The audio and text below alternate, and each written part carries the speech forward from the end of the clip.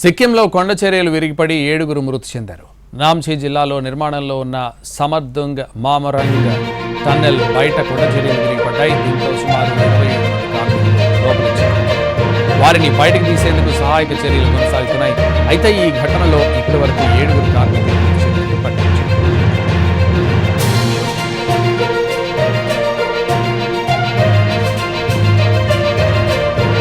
Tunnel లోపల ప్రమాదకరమైన methane gas నిండి ఉండడంతో సహాయక చర్యలకు ఆటంకమని అధికారులు చెప్పారు.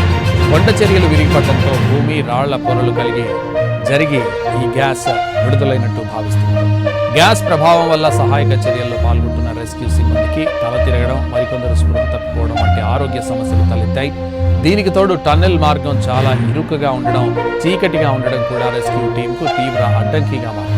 కొండ చర్యలు విరిగిపడి టన్నెల్ ప్రవేశ మార్గం పూర్తిగా శిథిలాలతో మూసుకుపోవడంతో లోపల ఉన్న కార్మికులను బయటకు తెచ్చేందుకు రెస్క్యూ బృందాలు తీవ్రంగా శ్రమిస్తున్నాయి.